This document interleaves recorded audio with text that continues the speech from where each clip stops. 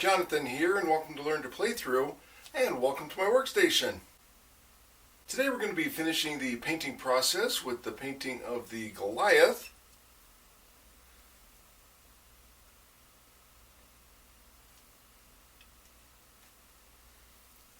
Where I'll be applying its first colors, the base coats, detailing and highlighting if needed, a wash to add some depth and realism, a basing to give a feel of the surroundings, and then finishing off with a varnish to help protect.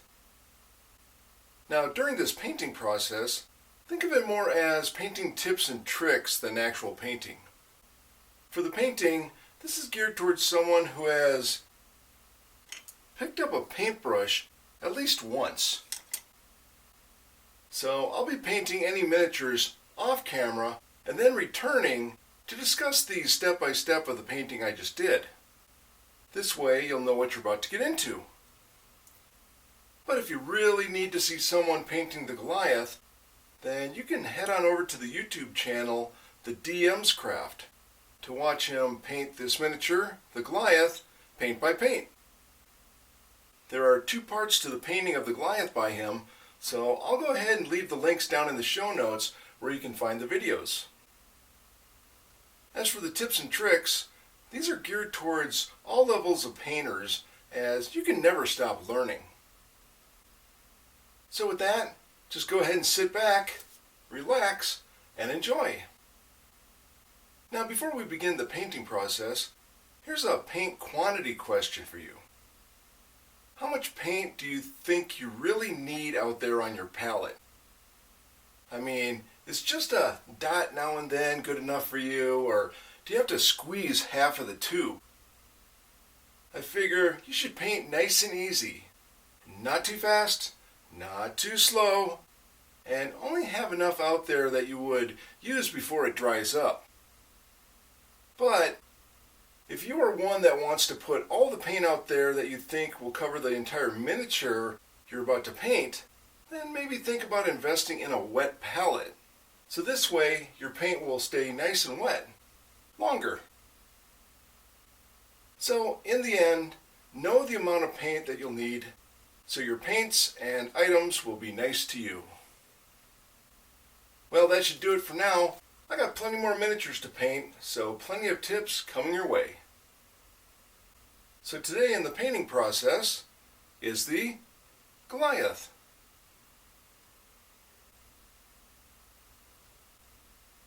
After analyzing the Goliath, I'll be painting the Goliath in 3 steps. Since there is no painting guide that I can use as a reference for what the Goliath looks like or what colors to use, I have found several pictures to use as a reference, including the enemy record sheet.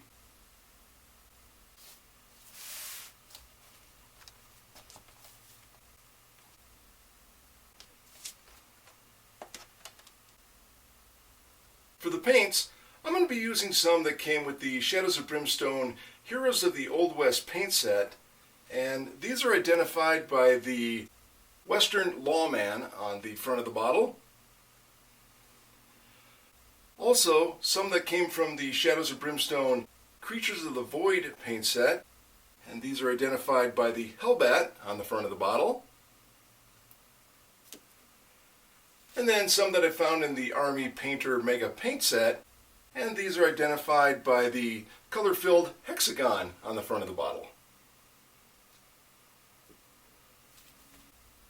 So now that we're ready to go, let's go ahead and see what we'll be doing in step 1. In step 1, we'll be applying those first colors, the base coats, and there's 4 areas that we'll be applying on the Goliath. The first one is a major one, which is the body, and this includes the head, torso, the legs, and then also the top part of the tentacle arms. And then we have the underside of the tentacle arms, and then there's the tongues, and then the base rim. For the body areas, I'm going to be using serpent skin, and this is kind of a medium green. And then for the underside of the tentacle arms, I'll be using demonic yellow. And then for the tongues, I'm going to be using a setup to make some light dark red. And with that, I'm going to go ahead and use this dragon red and then mix in some of this spirit white. Now, as you know, when you take red and white and mix it together, you're going to end up getting pink. But I don't want to go too far down that road to get to the pink level. I just want to change the red to a little bit lighter red. And then for the base rim, I'm going to go ahead and use matte black.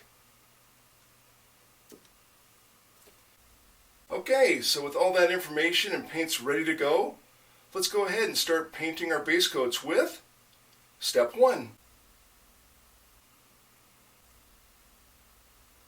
Hello there and welcome back as we just finished up our step 1 of applying those first colors, the base coats, to our Goliath. Overall, I'm fairly happy with the results, but still a few issues. I had an epiphany, and looks like I figured out that the bleeding of the primer through the base coat was due to the water that I added to the base coat. The whole time I was thinking that the adding of water was only for the applying of the paint smoothly onto the miniature. So after looking up some information on contrast painting, I figured out, duh, that is why the primer is bleeding through. Water thinning out the paints. So for future reference, know that the underlying paints are going to be bleeding through the base coats for a few coats. Probably around 3 coats.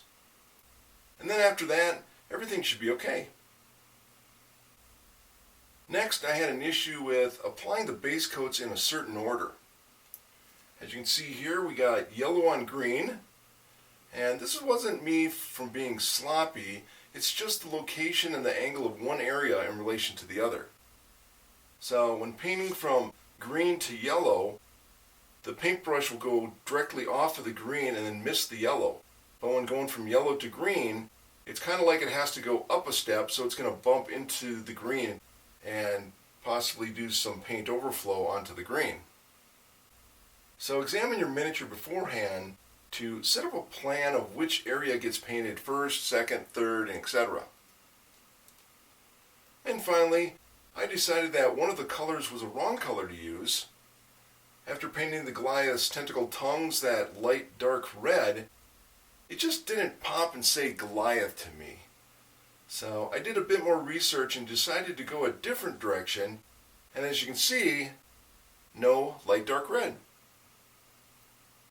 I went back to the YouTube channel TabletopNoob and found him painting the Goliath's tentacle tongues with this paint, Darkstone Purple. And this paint comes from the Shadows of Brimstone Creatures of the Void paint set. So if you'd like to also see TabletopNoob painting the Goliath, I'll go ahead and leave the link down in the show notes where you can find the video. Okay, so now that the base coats are applied, let's go ahead and see what we'll be doing in step 2. So for step 2, we'll be doing the touch-ups, detailing, highlighting, and then adding a wash. So for the entire model, I'll go ahead and do the touch-ups. So I'll go ahead and get that yellow off of the green. And then for the detailing, the Goliath has 11 eyes that I need to paint, so I'll go ahead and paint those matte black. And then the Goliath has got some nice pearly white teeth, so I'll go ahead and paint the teeth some spirit white. And then for the highlighting, on the underside of the tentacle arms, there's some suction cups. So I'll go ahead and highlight those with serpent skin. And then the overall highlighting of the Goliath, I'll go ahead and use some spirit white. And then finally with the wash, I'll go ahead and apply some soft tone ink.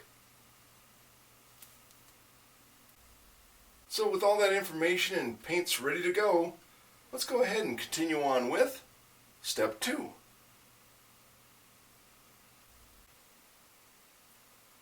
Hello there and welcome back as we just finished up step 2 with our touch-ups, detailing, highlighting, and a wash to our Goliath.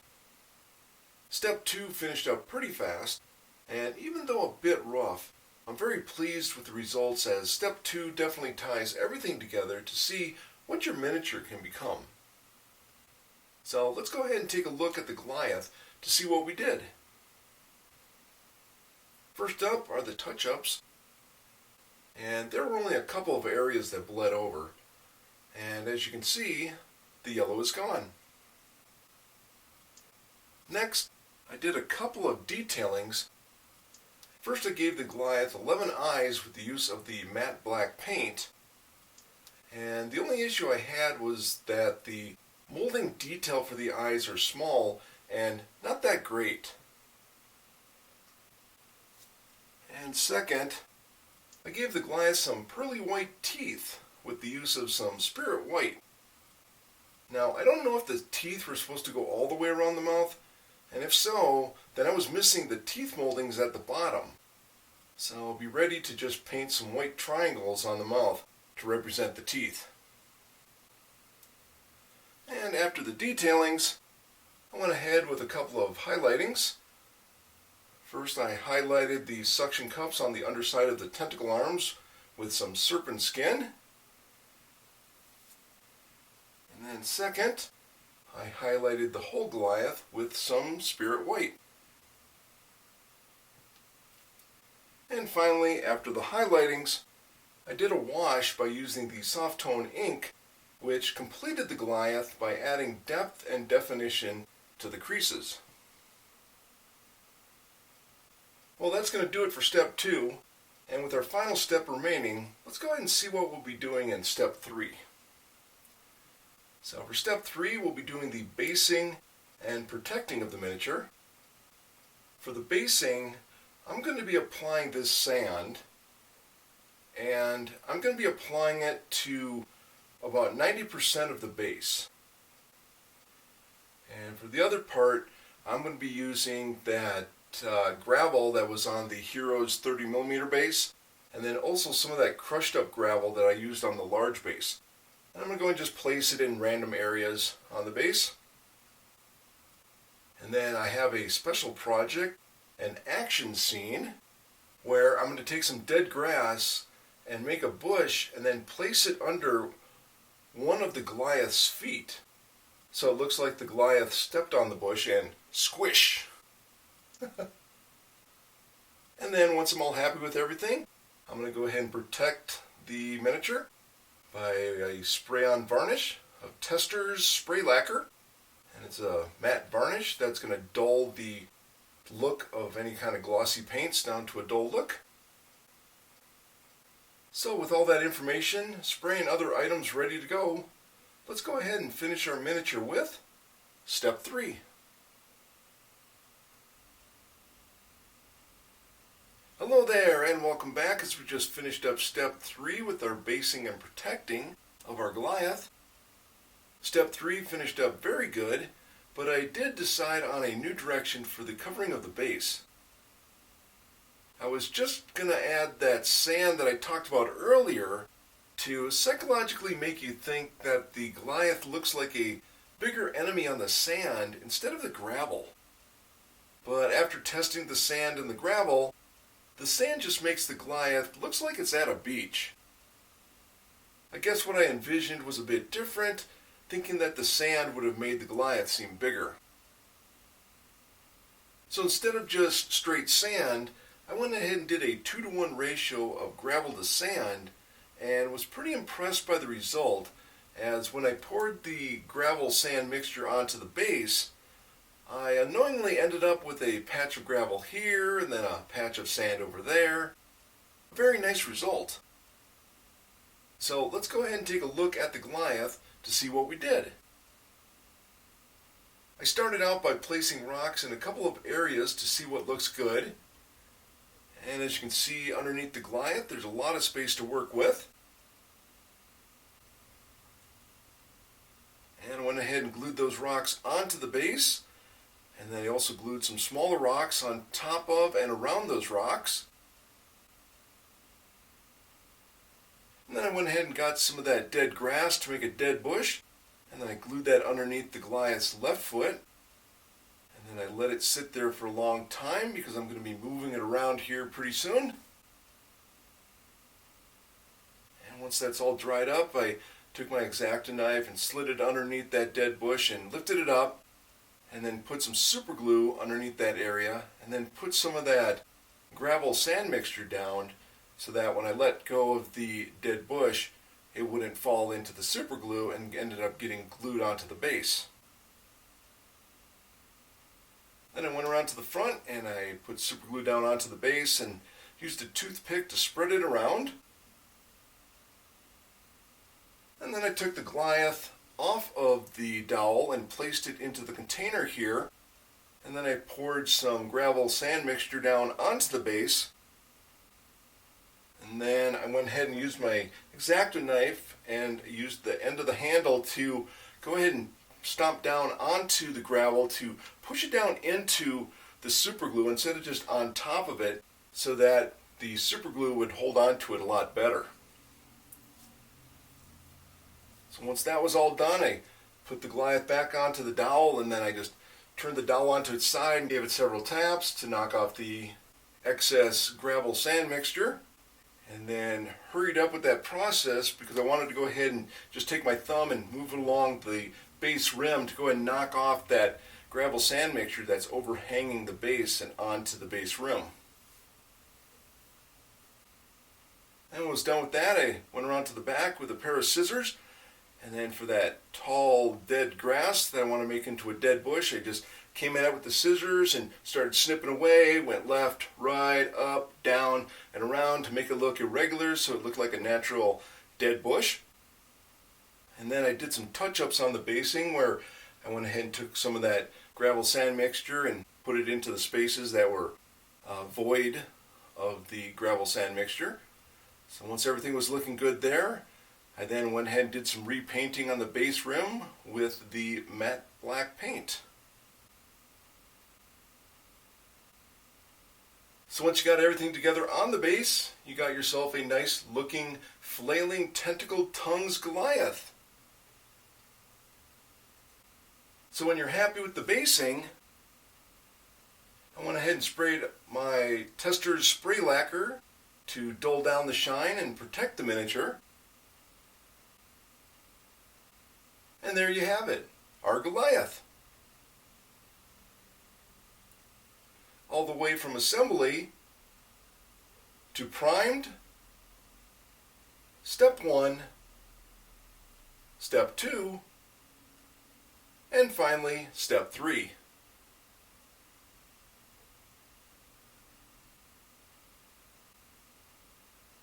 Well, that should do it.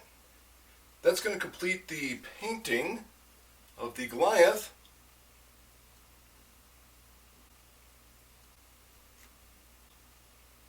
Now that our enemy is all in color and ready to go, let's go ahead and get our enemy back down to the gaming table for some more action.